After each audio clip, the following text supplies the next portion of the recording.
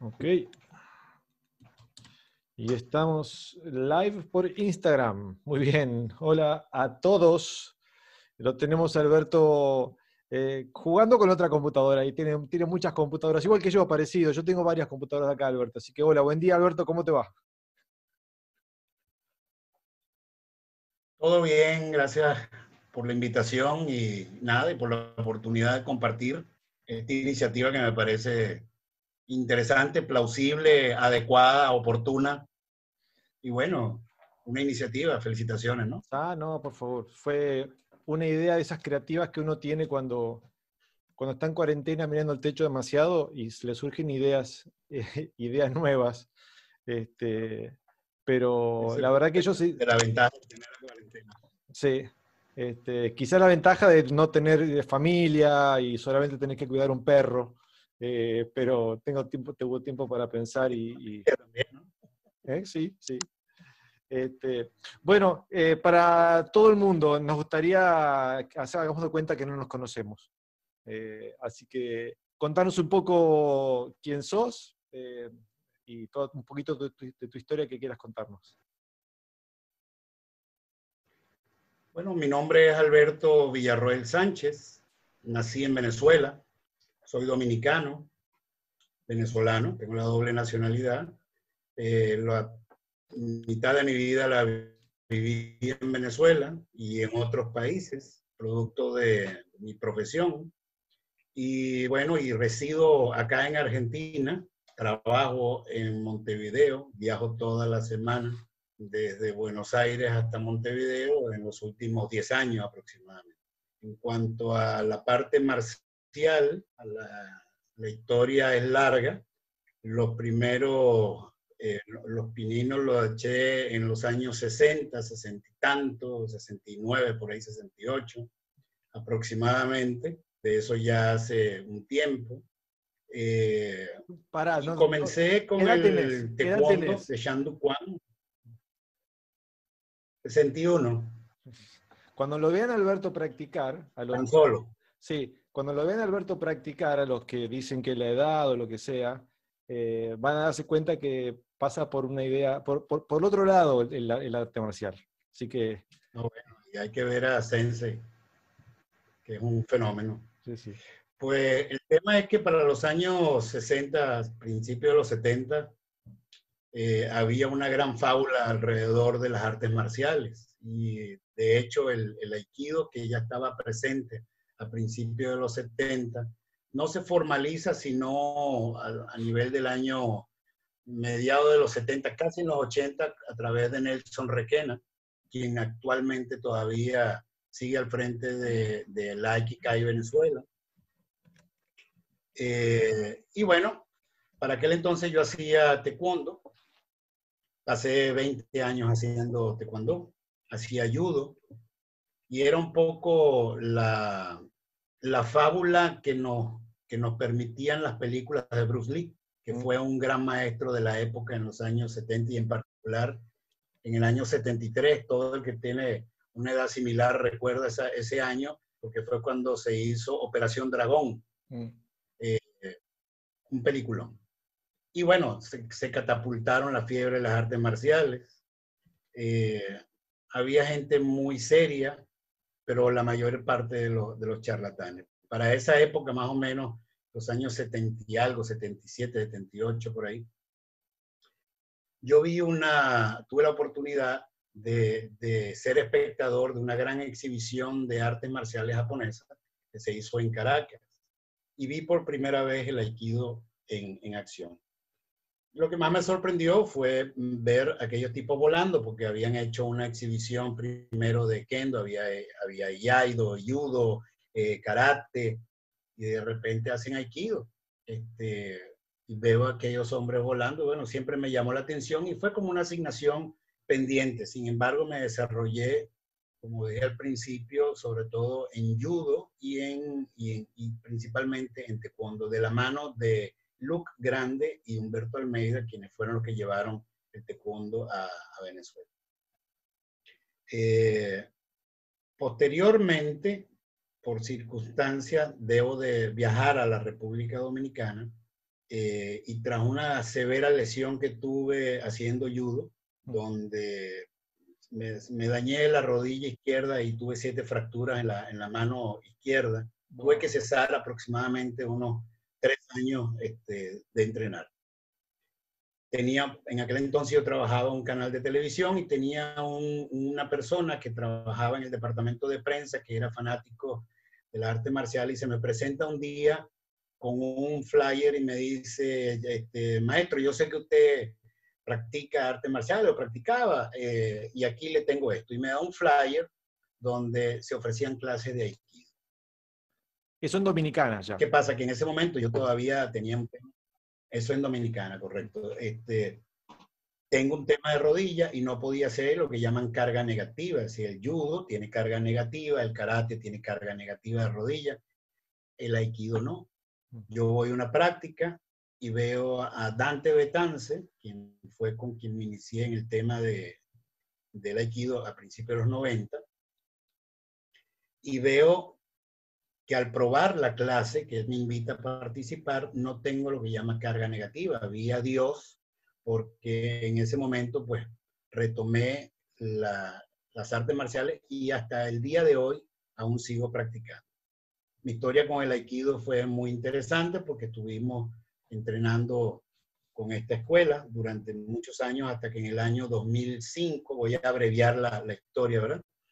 En el año 2005, Cristao da Cunha, el mestre Tristan, cuyo padre es el cónsul honorario de Portugal en la República Dominicana, nos ofreció un seminario, un Koshukai. Y hasta ese momento teníamos una concepción del Aikido y a partir de ese momento cambió radicalmente. Saludos, Sensei. Ya nosotros... ¿Perdón? Saludos, Sensei, ¿cómo estás? Ah, hola, Omar, ¿cómo estás? Bien, bien, bien. Hola, Alberto. Andrés, Todo perdón. bien. Andrés. Te voy a mutear. Te voy a mutear, Bueno. Omar.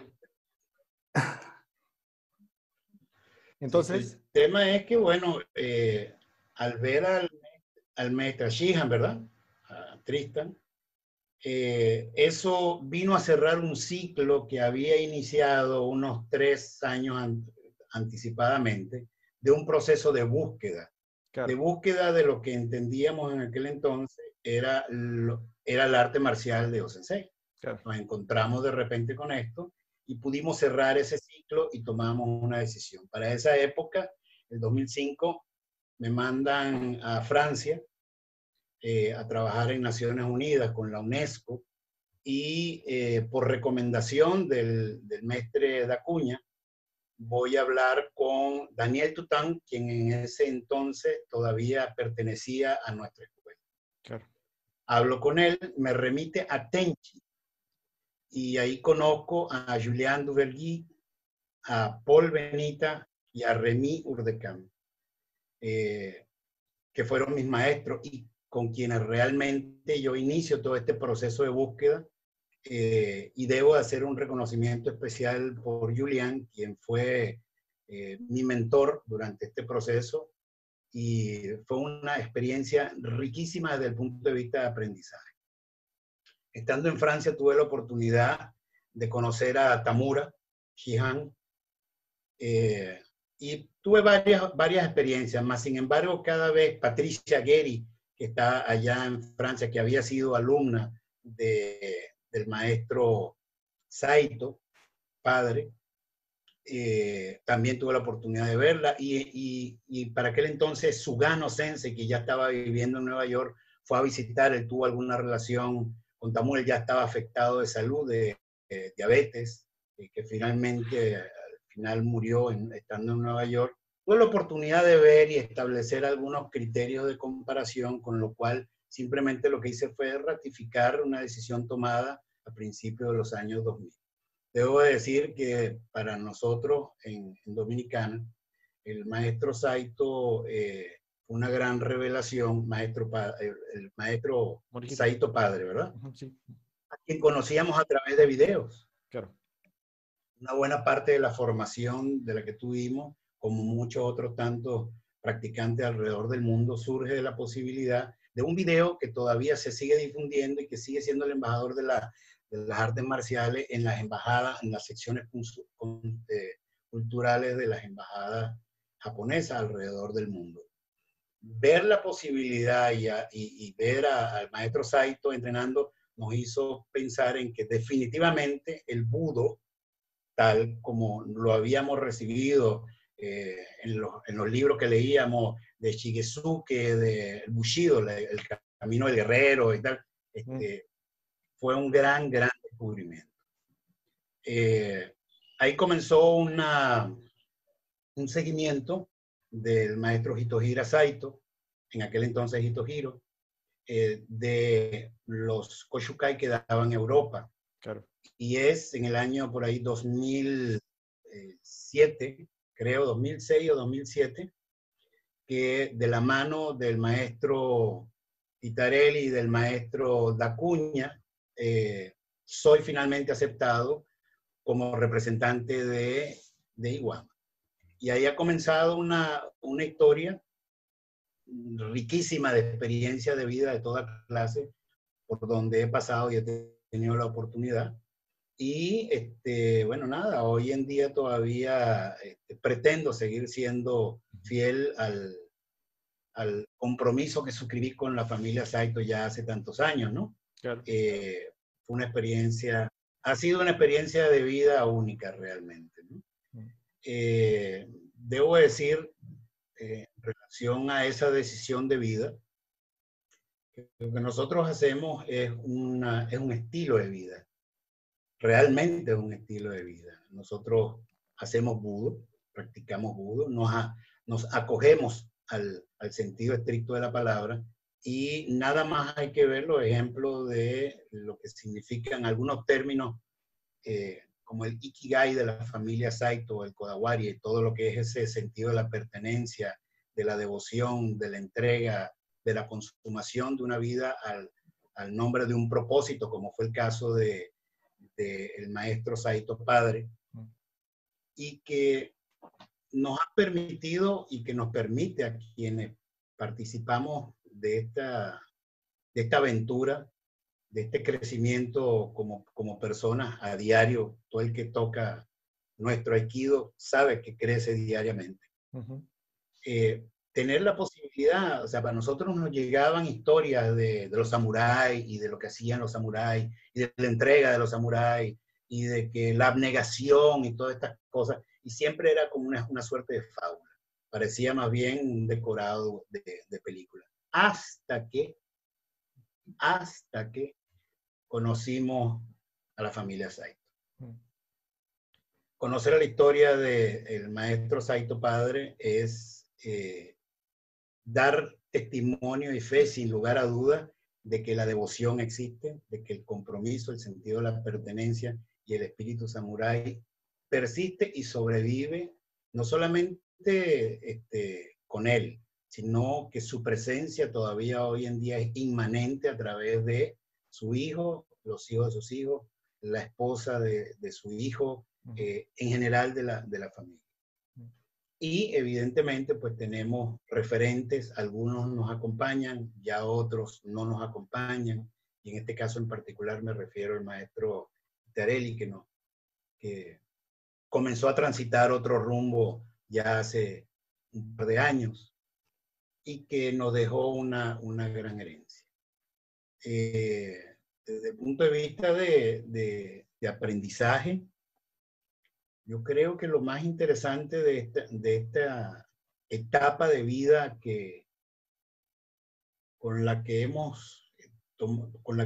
tomamos la decisión de participar es tener la garantía y la absoluta convicción de que nosotros no hacemos interpretaciones, sino que nosotros tenemos una forma de ser definida, que tiene un principio, no tiene un final porque es un continuo de aprendizaje, pero sí definitivamente nos permite a diario resaltar los valores propios de quienes nos acompañan y de dar testimonio y fe de que el compromiso existe. Definitivamente el Mira, sentido de la pertenencia. con respecto a eso, déjame que te agregue algo, porque si algo también uno aprende es a creenciarse de algún tipo de cosas, de creencias o de forma de vida. Claramente me siento muy identificado con las cosas que decís,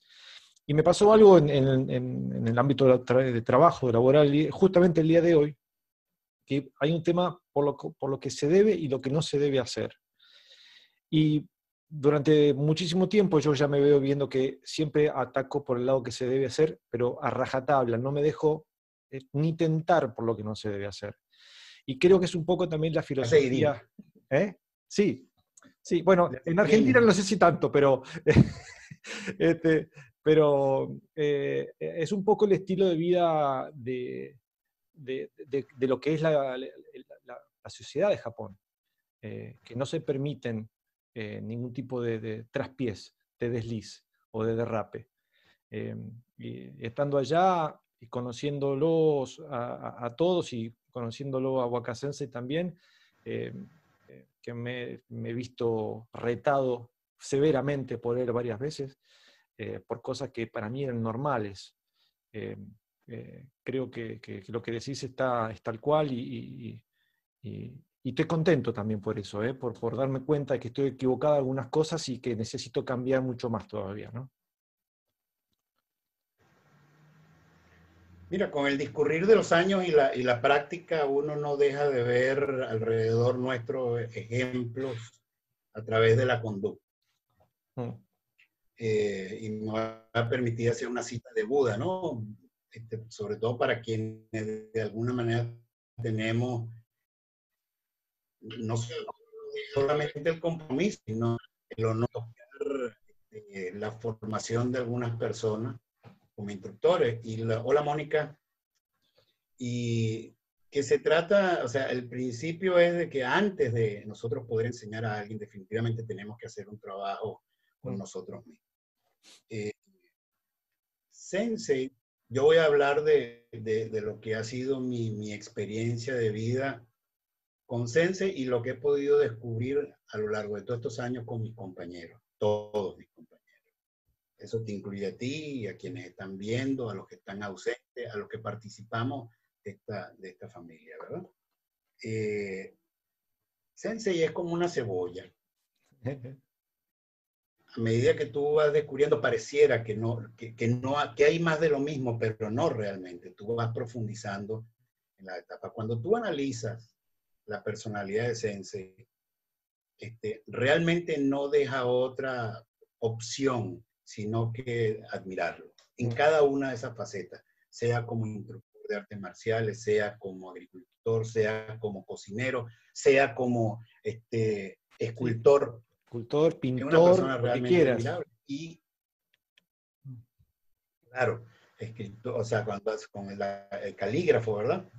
Y yo digo que yo no quisiera, es muy difícil tener la carga que tiene él o que tomó la decisión por allá en el 2004, que pienso que era ya antes de esa fecha, tomó la decisión de hacer una separación oportuna de una escuela que sin duda no iba acorde con su forma de pensar, ni identificaba lo que había sido los lineamientos bajo los cuales él se había formado de la mano de su padre, y su padre a su vez de mano de O-Sensei. Es una gran carga, es un peso enorme lo que tiene él entre sus hombros, sobre sus hombros, no menos grande que el que ahora le toca a Sensei Waka o Waka Sensei, ¿verdad? Y a lo que viene para la posteridad. Y cuando digo esto es porque hay que verlo en la distancia. Y a través de esa forma de ser, uno entiende lo que es el Budo.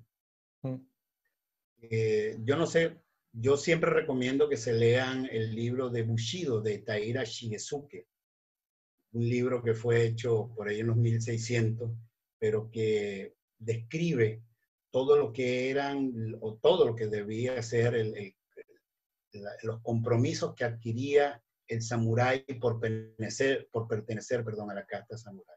Claro. Guardando la distancia y trasladándolo en épocas modernas, ¿verdad? Es sorprendente lo que nosotros tenemos la posibilidad de descubrir. Amén de eso, el que tiene la oportunidad de viajar a Iguama y de conocer de primera mano tener esa experiencia y recrear esa fantasía que de alguna forma todos los que hemos practicado de la mano y en esta escuela hemos tenido en algún momento, tener la posibilidad de más que recrearla, de consumarla, se da cuenta que es una experiencia única, indivisible e intransferible, que cada quien la vive de una manera muy particular cada una de las veces que va. Claro. Hablando de eso, y siempre es completamente diferente, es lo mismo, pero... Claro. Hablando de eso, y se lo pregunto a todos, y es algo que siempre cansa escuchar, pero está bueno, a mí me gustó que sea el punto de pregunta para todos. Cuando pisaste por primera vez Japón, quizás fue por otro viaje, un viaje profesional o algo por el estilo, pero si no lo fue, ¿qué sentiste? O sea, con ese anhelo de llegar a Japón por primera vez. Sí, me imagino que lo debes tener bastante, yo lo tengo. Contanos, ¿qué sentiste? Bueno, lo primero es que desde el mismo momento en que se inicia el proceso de la búsqueda de lo que entendíamos era el aikido verdadero, que era el aikido de O-sensei, y la búsqueda de quién nos podía orientar mejor, surge la imagen de Iguama. Okay. Y con esa imagen de Iguama, todos los símbolos de Iguama. Evidentemente, antes de ir a Iguama, uno tiene una idea, por otras razones que no vienen al caso, uno tiene una idea de quién es el maestro Saito. Pero lo que llega a estas dimensiones, a estas latitudes, ¿verdad? De esa cultura marcial, no le da al maestro Saito su justa dimensión ni lo que representó. Claro. De manera que Iguama era posible ver allí donde había sido forjado el aikido, la parte emblemática, ¿verdad? Yo pasé cerca de unos 5 meses, 6 meses preparando mi viaje. No conseguí con quién ir, me fui solo. Hay varias anécdotas interesantes. Acordate una para el final. Lo primero es que no se llevar de ropa. Ah. Me llevé una maleta de ropa y al final saqué 2 franelas, o sea, dos remeras, 3 remeras y 3 chores, 2 kimonos, las hakamas y ya. El resto de las cosas fueron ahí. Tuve una maravillosa experiencia de conocer a José Silva allá, a Joseph y Patrick, que estaban allá de España. Fue una rica experiencia, ¿verdad? ¿Qué año fue? Sí, se lo corté yo a propósito. ¿Me estás escuchando? No nos estén saboteando por haber dicho. Yo creo que sí, yo creo que sí. Para mí que es Maduro. Para mí que es Maduro y Cristina. Ok, lo que vamos a hacer es cortar. Bueno, cortar de moda. A ver, quizás ahora engancha mejor. Sigamos, dale. Entonces, ¿qué año fuiste a Iguama? ¿Ese año que estabas contando? No, repito, ese año, en el 2010, fue el primer viaje a José Silva, mi hermano. Okay. Y bueno, la experiencia, creo que supongo es lo mismo que le pasa a todos los que vamos por primera vez, que tenemos la posibilidad de materializar lo que hasta ese momento había sido una fantasía, y de día a día uno no le da crédito a lo que está viviendo. Eso como primera parte. Claro. Tocar los símbolos, verlos, descubrir que son reales, de que hay una historia que se escribió allí y que se sigue escribiendo. Es una experiencia de vida sin desperdicio en ninguna clase. Sí. Pero aparte de eso, uno descubre otras cosas interesantes, como por ejemplo el hecho de que el sensei de seminario, no es el sensei que está en el Tanrenkan dando clases todos los días, ni el que hace las labores día a día, ni el que uno ve paseando los perritos en la mañana, ni el que se ríe con uno en la noche. Es una cosa, es una mezcla de sensaciones y de sentimientos encontrados que uno no baja de la nube sino hasta que después viene de regreso. Pero es un proceso que remueve todas las razones y todas las motivaciones que nos ponen en un avión con destino allá. Ese año debo decir que Sensei hizo su primera aparición como escuela, como nosotros, Iwama Shinshineki Shurinkai, en América, que fue en América Latina, por lo menos, que fue el seminario en Punta Cana, en Bávaro realmente. Allá en República Dominicana, en octubre. Voy a poner a grabar. Bueno, estamos haciendo mucha problemática de tecnología para los que están viendo. Perdón, así que nada, estamos de vuelta con Alberto. Nos estabas contando, Alberto, por una historia de fantasmas. Así que si nos querés contar mejor. Sí, no, fue una historia muy, muy interesante realmente, porque bueno, de la manera sobre todo en que se presentó. Comentaba antes de la interrupción que la anécdota sobreviene porque en los días previos al que pasó el incidente habían habido varios temblores en la madrugada, lo cual para ellos es normal, pero para nosotros resulta un tanto inusual y nos mantenía en cierto nivel de tensión en la madrugada, o sea que ante cualquier cosa, un ruido, uno se despertaba. Esta noche que te cuento, nos encontrábamos ahí en el dojo. Estaba Francesca, la esposa de Volker de Alemania, un jovencito alemán que se iba el día siguiente, y Tanaka, un chico japonés de Tokio, Jorge López y yo. Bueno, lo cierto es que como a eso de las 3:30 de la mañana aproximadamente, estábamos durmiendo en la mezanina, y se oye en el tatami de arriba una carrera de un extremo a otro.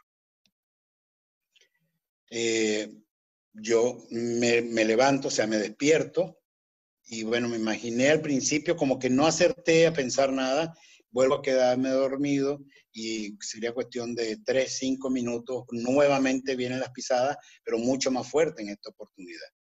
Lo primero que pienso es que este joven que se iba en la mañana, uno no calcula la hora, ¿verdad? Pensé que estaba buscando algo arriba y que por eso estaba caminando. Lo cierto es que, bueno, me vuelvo a recostar sin problema una tercera vez, y la tercera vez me incorporo. ¿Cuál es la sorpresa? Que cuando me incorporo veo que el muchacho está durmiendo casi en la puerta de la mezanina. Sí. Me llamó mucho la atención, y lo primero que pienso es, bueno, debe ser seguramente Sensei que está allá arriba, que está buscando algo. Fue lo que acerté a pensar. Nuevamente me recuesto de espalda hacia la salida, y de repente oigo las pisadas más fuertes y más contundentes. Me volteo, y cuando me volteo en la escalera, justo en el ángulo de la escalera, veo a un señor mayor, ataviado con un kimono que se veía, o yo vi al menos, que era un marrón café y gris. Espera, para los que conocemos el dojo, ¿dónde estabas vos durmiendo puntualmente? En la mezanina, en el extremo del lado izquierdo. Las ventanitas que dan a la parte interior de los baños. Ah, ok, pero no en el cuarto chiquitito, en el cuarto grande. No, arriba, en la mezanina. Estábamos todos. En el cuarto pequeño estaba durmiendo Francesca. Ok, correcto. Ok, perfecto. Bueno, lo cierto del caso es que cuando yo volteo y veo a este señor que no lo reconozco, lo primero que pienso es, bueno, ¿será alguien de la familia o algo así? Pero después como que hice algo de luz y me sonó, no, pero esto no es normal. Me incorporo y voy caminando hacia las escaleras, y oigo bajando a la persona. Taca, taca, taca, taca. Cuando llego hasta la puerta, no veo a nadie. Bueno, ahí el corazón me empezó a hacer pitipum, pitipum, pitipum. Yo digo, bueno, esto está raro. Fui, me recosté otra vez y me quedé dormidito, supongo que como una hora, media hora más, porque ya era hora de levantarse a pasear a los perros. Al día siguiente se está haciendo un sayonara party. Estamos ahí en el área de la cocina, donde está la estufa, y se me ocurre contárselo a Hisako-san.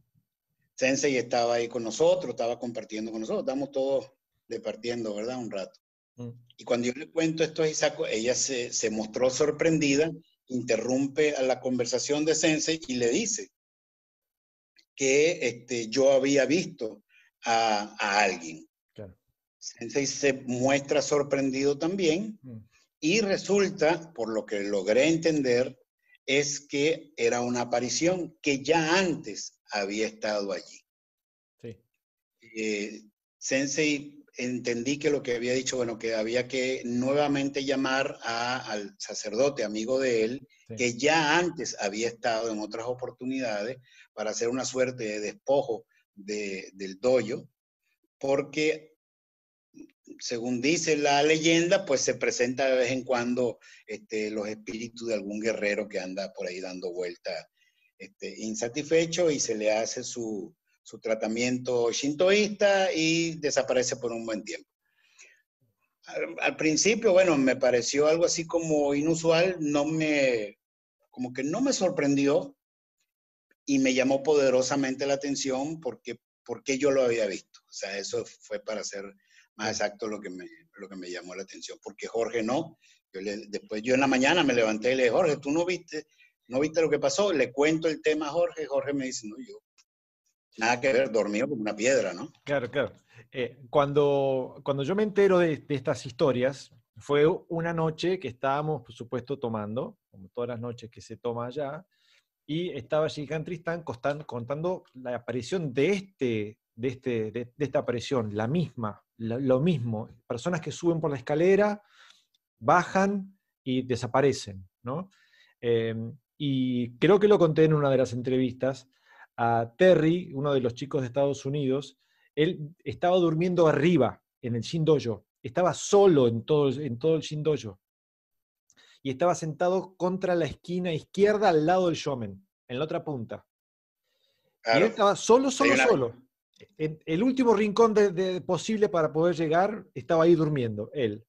Y él dice que escuchaba esos pasos que caminaban subiendo las escaleras, entrando al tatami, y en diagonal, caminando hacia él, y él estaba tapado con la manta, y los pies los sentía al lado. Y esos pasos se iban y volvían.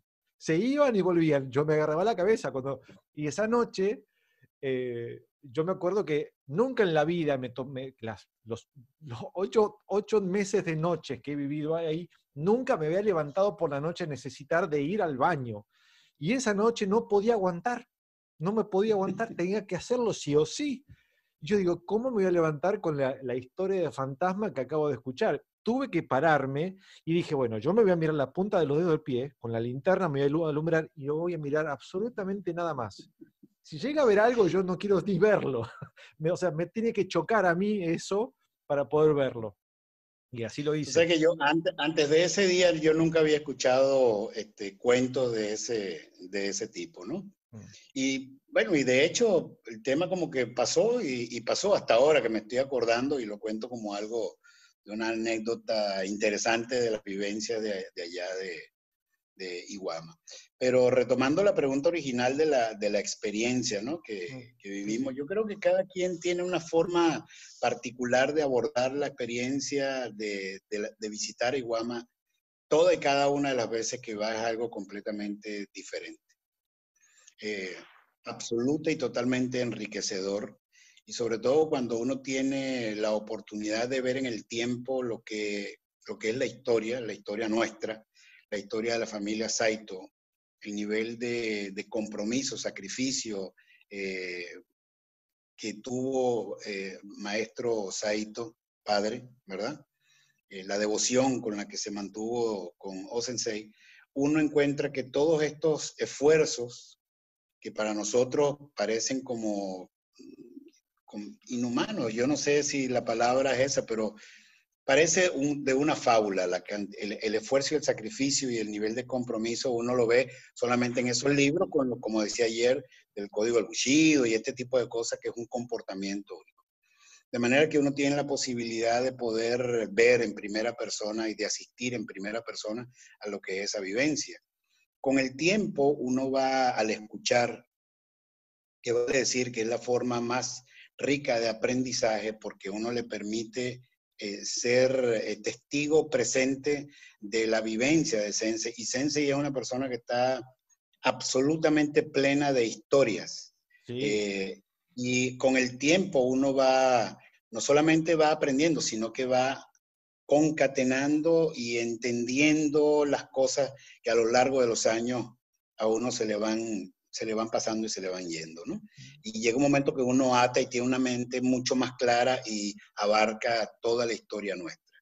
Yo a veces reflexiono sobre lo que pudo haber pasado por la cabeza de Sensei cuando estaba en el proceso posterior a que el maestro Saito nos abandonó. Uh-huh.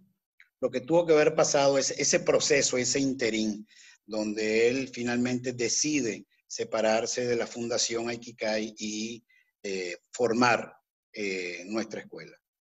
Hoy en día, yo pienso que él se debe sentir muy orgulloso de la participación de él, de su familia, en lo que es esta parte de la historia.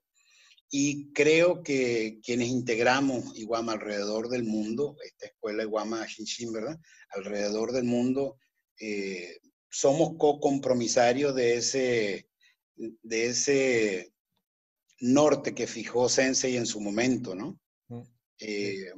Yo en lo personal, me gusta a veces reflexionar sobre hasta dónde vale la pena, si valió la pena el esfuerzo del maestro Saito. Y concluyo de que sí, pues tenemos, hoy en día, no solamente se reitera, sino que hay, saco por ejemplo lo que ocurre en Latinoamérica y el Caribe. Nosotros, ayer yo comentaba que en el 2010 se inició el Latinoamérica y Caribe Kyokai, Iwama Shinshin, Latin American Kyokai, que fue aperturado oficialmente por Sensei allá en octubre en Bávaro, en República Dominicana. Pero curiosamente nosotros nunca firmamos un papel. ¿Qué? O sea, nosotros somos una asociación de hecho, sabemos quiénes somos, estamos todos los que somos todos los que estamos.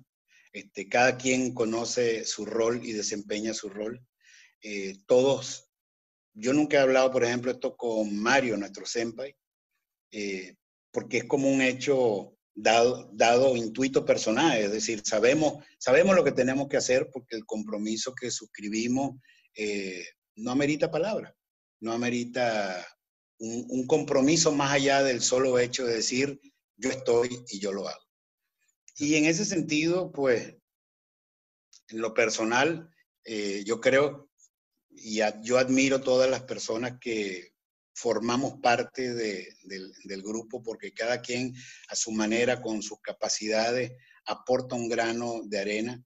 Y es curioso porque es el mismo lenguaje que ya es casi universal. O sea, nuestra escuela sigue creciendo y por la experiencia que yo he tenido hasta ahora, no me cabe la menor duda, tengo la plena convicción de que es el mismo lenguaje que se habla en Rusia, en China, en Argentina, en Uruguay, en Venezuela, en Cuba ahora recientemente. Todos estamos detrás del mismo objetivo. Todos queremos ser fieles guardianes de respaldar al esfuerzo de la familia Saito y ser guardianes hasta donde podamos, en la medida en que podamos, del legado de Sensei. Eso da cabida también a una reflexión sobre el por qué y qué está pasando.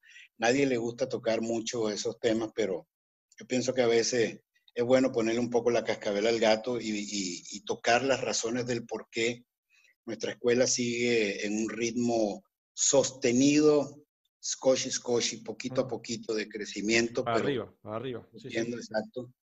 Mientras que otras agrupaciones son menos afortunadas en este sentido y cada día hay una visión más hacia lo interior sobre la pregunta de qué estamos haciendo y si lo que estamos haciendo es lo correcto. Yo recuerdo que en los procesos iniciales de búsqueda de esta escuela, en ese momento no era esta escuela, sino lo que estábamos buscando era el maestro Saito. Nosotros dimos muchas vueltas. Cuando digo nosotros me refiero al grupo de compañeros que me acompañaba en República Dominicana. Sí, y pasamos por varias pruebas. Pudiera nombrarlo ahora, pero no tiene mucho sentido. O sea, varias escuelas. De Aikido. De Aikido, sí, de Aikido. De Aikido. Vimos, participamos, fuimos activos, intentamos integrarnos, pero siempre había en el fondo una sensación de que no habíamos dado con lo que buscábamos. Sí. Hasta que el maestro Dacuña llegó, hizo un Koshukai y entendimos que definitivamente había algo más. Y que ese algo más era la razón que a nosotros nos inspiraba y por lo que habíamos estado esperando muchísimo tiempo. Desde ese día hasta el día de hoy, el esfuerzo nunca ha cesado. O sea, hemos hecho todo cuanto hemos podido, humildemente y hasta donde podamos. Y supongo que así vamos a continuar, porque somos co-compromisarios, como te decía hace un rato, de la labor que emprendió Sensei. Y hay algo que a mí particularmente me conmueve mucho de la historia, de ese principio de la formación, de la génesis de Iwama Shinshin no fue en el 2004 realmente, eso es mucho anterior. Eso subyace en el corazón y en el espíritu y el pensamiento de el maestro Saito. Sabía que de alguna manera había que emprender y recorrer otro camino. Por eso la creación de cuando construye el Renkan, no me acuerdo cuál es la fecha exacta, pero fue mucho antes de la muerte de Morihiro Saito, y se sabía que, Morihiro Saito ya sabía cómo venía la mano la parte política, sabía que cuando él no iba a estar, qué es lo que iba a pasar, esa apertura futura que tenía para poder saber que esto iba a pasar y adelantarse para poder tener lo que tenemos hoy, justamente. Así que sí. Y bueno, aquí quizás me he aventurado en expresar opiniones por boca del maestro Saito, pero rescatando el espíritu de lo que quería comentar es que realmente tiene que haber sido un proceso de mucho desvelo, de mucha reflexión y que denota una gran madurez, pero sobre todo un criterio vertical, monolítico de lo que es la tradición. De lo que es la tradición, y donde no hubo el menor desperdicio hasta ahora. Yo creo que ha valido la pena, creo que tenemos un mundo por delante de crecer. Creo que el hecho mismo de mantenernos en la práctica diaria de manera austera, de manera constante, no sé hasta dónde podamos llegar, pero yo sueño con tener una organización muy fuerte, mucho más fuerte de lo que somos ahora. Creo que tenemos miembros que son ejemplares, sin ir muy lejos. A Mario, que lo tenemos aquí al lado, que ha hecho una extraordinaria labor aquí mismo en Argentina. Tú, Esteban, Sergio, que ya no está, pero tiene parte de sus muchachos aquí. Está ahora ya en Uruguay, lo está haciendo maravillosamente bien, tiene su dojo. Fernando, Rafael, que lamentablemente sé que no lo vemos más. Rafael Silva, me refiero, de Venezuela. Sé que no lo vemos más porque hay una situación apremiante que no escapa del conocimiento de nadie lo que está ocurriendo. Pero tenemos otros grupos. Panamá cada día lo está haciendo mejor. Otilia ha hecho un gran trabajo allá. tienen que integrarse un poco más en el sentido de que está César por un lado, está Otilia por otro, pero lo están haciendo, están trabajando, se está trabajando juntos. Está Costa Rica, los muchachos están haciendo un esfuerzo increíble también allá, viene Colombia caminando ya, en cualquier momento se da esa sorpresa. La Habana recientemente inició, bueno, no recientemente, se ha ido formalizando, porque la verdad es que ellos tienen ya un buen tiempo andando y ya el maestro de Acuña había mandado un emisario y estuvo recientemente, Víctor de Tres también estuvo por allá. Y Antonio pero también fueron los dos, Víctor y Antonio. Exactamente. Exactamente. Esos muchachos tienen un gran espíritu, un gran corazón, y yo creo que se va a hacer muy bien. Y bueno, Perú, Víctor Amezquita no ha podido crecer más, pero lo está haciendo, o sea, él está allá y está haciendo su trabajo también. Él estuvo en octubre pasado, ¿verdad? Él vino a Uruguay. ¿Puede ser que haya venido a Uruguay? Sí. Claro. En el pasado no, en el anterior. Ah, en el anterior. Ah, ok. En el anterior. De hecho, fue un gran sacrificio que hizo, porque él no vive en Lima, él vive en el interior y tuvo que hacer un desplazamiento importante para poder llegar y estar con Sensei un rato. Y yo creo que ese crecimiento que vos nombrás es justamente por este gran filtro que se hizo, ese zarandeo, ¿no? De que quede lo que realmente vale cuando se hace la división de lo que es y la creación de Iwama Shinshin Shorenkai, que quedaron realmente pilares devotos de la familia Saito. Lo que permitió poder tener una fundación, un basamento, en el cual todo después fue creciendo en forma pareja y realmente robusta.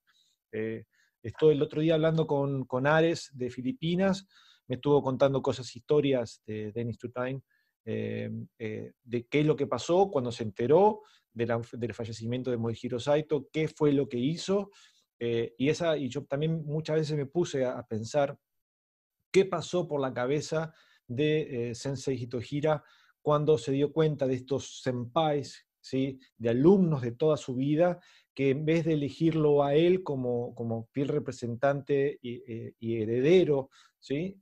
No lo siguieron más. Entonces, a veces me pongo a pensar, ¿no? Qué defraudación, ¿no? Sería sentirlo, ¿no? Pero bueno, mira, yo pienso que Sensei tiene la capacidad que nosotros deberíamos de emular de no juzgar.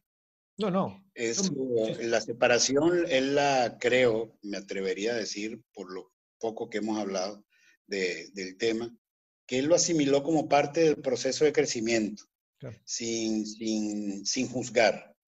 Yo mismo, fíjate, cuando yo llegué a Francia, yo iba a entrenar con Daniel Tután, que era todavía miembro de la escuela nuestra. Una vez al mes, él bajaba a dar un seminario a Villejost, donde iban la mayor parte de los alumnos, incluyendo los compañeros de Tenchi, que iban allá. Él se separa y tuvimos una oportunidad de conversar sin abordar el tema. Porque ni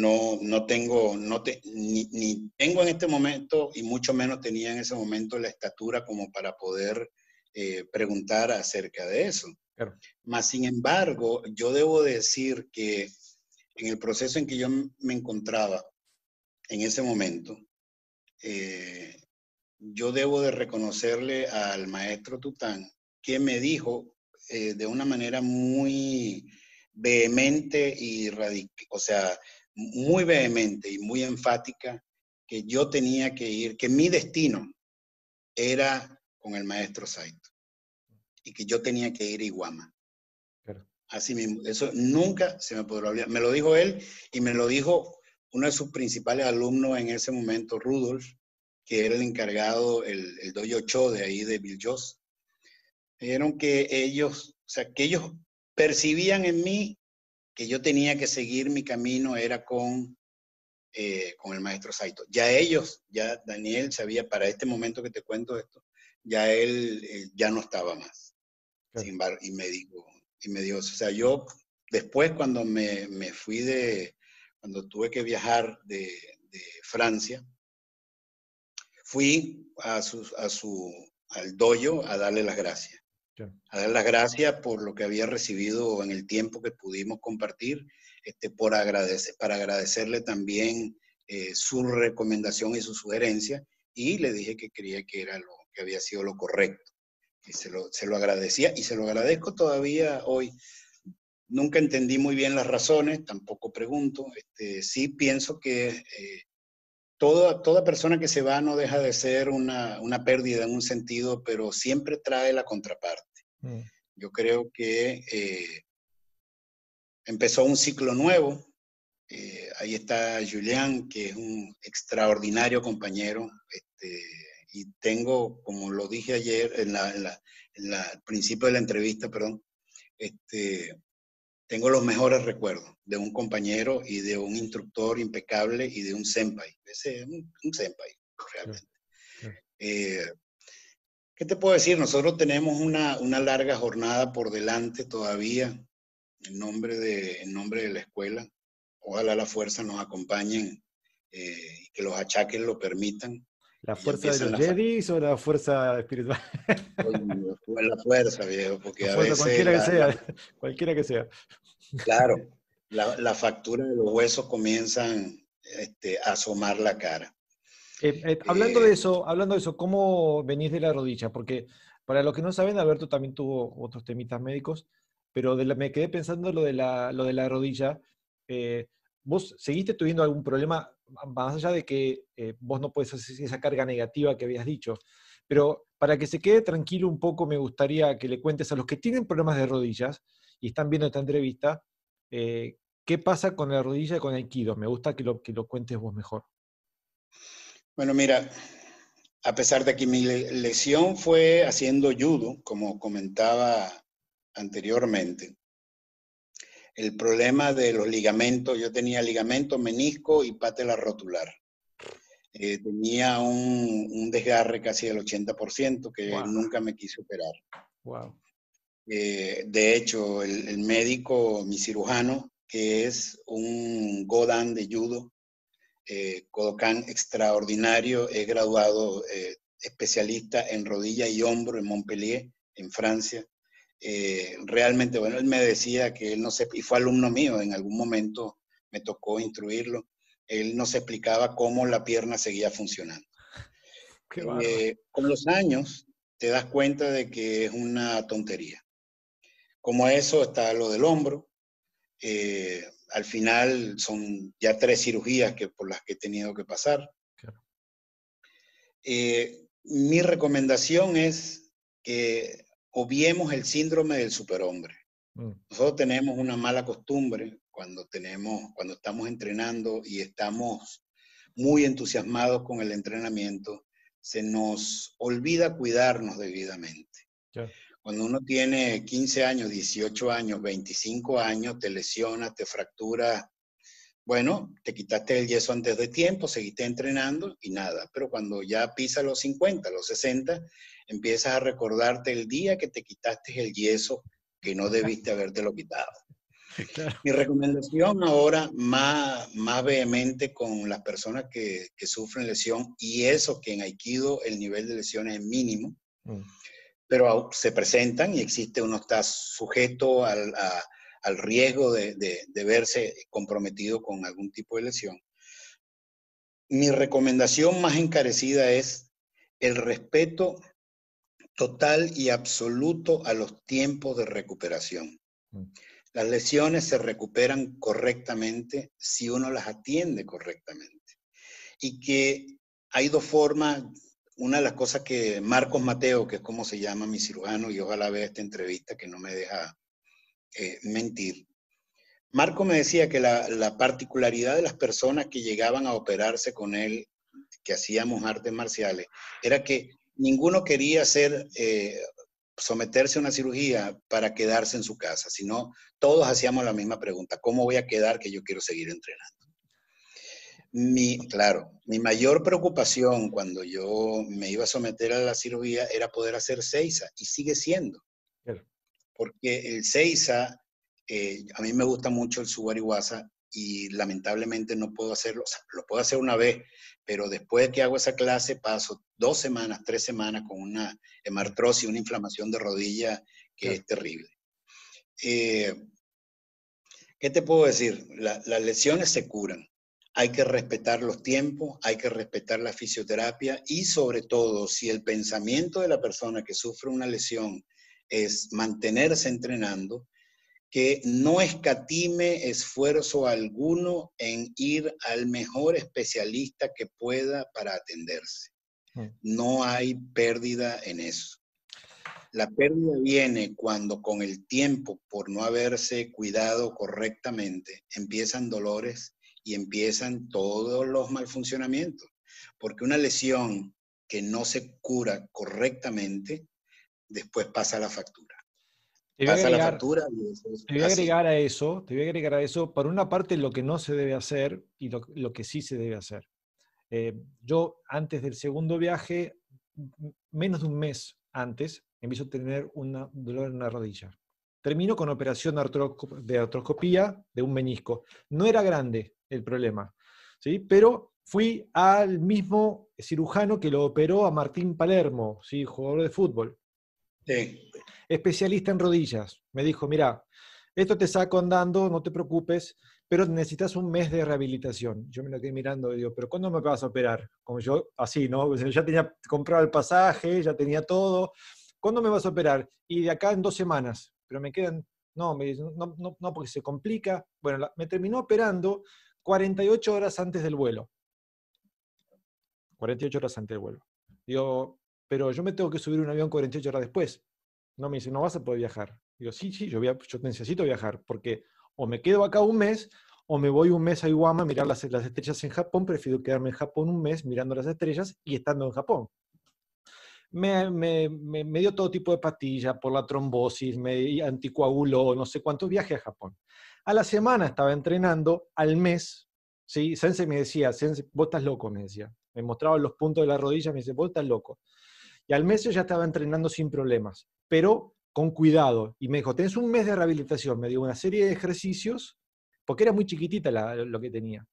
Pero coincido con vos en que la rehabilitación hay que hacerla y no dejar de, aparte de entrenar la otra parte del cuerpo, porque si uno se decae completamente, uno deja de entrenar la otra rodilla, por ejemplo, en tema de rodilla. Entonces, tenés que estar compensando permanentemente. Y es toda una ciencia esto, porque si no, recalcás el peso en la rodilla buena y terminás rompiéndote la otra cuando se sanó la otra.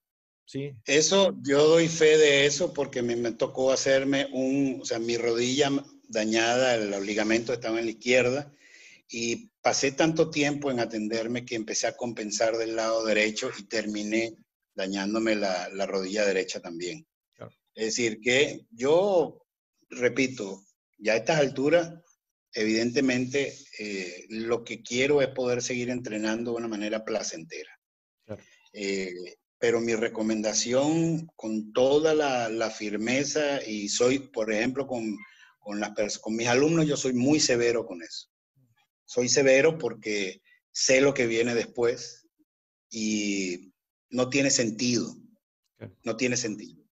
Ver también a Sensei, que tiene tema de rodilla, verlo sufrir, o sea, yo lo vivo y lo sufro porque yo sé de lo que se trata. Y sé también lo que lo mantiene en firme y haciendo lo que está haciendo. Pero realmente uno debería tomarse su tiempo, recuperarse y hacer otra clase de Aikido, sea presencial, de otra forma uno, pero no perjudicarse porque no tiene, de verdad, no tiene mucho caso. Sensei no hace poquito se quitó la plaqueta que se había puesto, porque para los que no saben, Sensei, de tanto Tanrenuchi que hizo, de tanto Aikido que hizo durante toda su vida, tenía una hiperextensión de uno de estos huesos, no me acuerdo cuál. Y literalmente lo que le tenía era un dolor en la muñeca. Entonces lo estoy mostrando acá. Lo que tuvo que hacer es, le cortaron el hueso, se lo achicaron 1 milímetro, 2 milímetros, como para que no le moleste más en la muñeca. Y le pusieron una placa, por supuesto, una placa quirúrgica en ambos lados. Hace poquito se la quitaron a la placa porque ya lo tenía recontra soldado. Pero bueno, Sensei nunca dejó de entrenar, no es el ejemplo. Sensei. No, eso, y Sensei tiene una lista de intervenciones médicas interesantes, pero ahí está, pues, o sea, el samurái no se queja. No. Sí. O sea que hay que seguir adelante. Mira, no sé qué otra curiosidad particular tenga sobre las vivencias. Yo siempre le recomiendo a mis alumnos, siempre, a mis compañeros, siempre les recomiendo que abran una alcancía. Tengan su alcancía y que vayan a Iwama. Sí. Solos, acompañados, en grupo, como sea, pero que vayan. Tenemos que ir, hay que mantener el compromiso vivo, hay que respaldar a la familia, el esfuerzo que están haciendo y que seguirán haciendo con toda seguridad, merece única y exclusivamente que nuestra admiración y apoyo. No hay otra forma de agradecer lo que ellos han hecho y hacen por el Aikido, sino es tratando de emularlos en alguna medida. Tal cual. Siendo en alguna medida, guardando la distancia, claro está, haciendo el mejor budo que podamos. Y esto yo creo que aplica para todo. Bien. Bueno, Alberto-san, domo arigato gozaimashita, ¿sí? Y como decimos nosotros, Oyasumi Nasai, que tengas lindos sueños en esta noche, aunque no es tan de tarde, son las 8 y pico, así que bueno, no importa. Pico, sí. Bueno, un fuerte abrazo, nos vemos pronto, ojalá, practicamos. Tenemos Chao, te quiero mucho. Ay, por favor, sí, cuídate, saludos a la familia. Dale. Dale. Chau, chau. Bye. Abrazo, Andrés. Dale, chau, chau.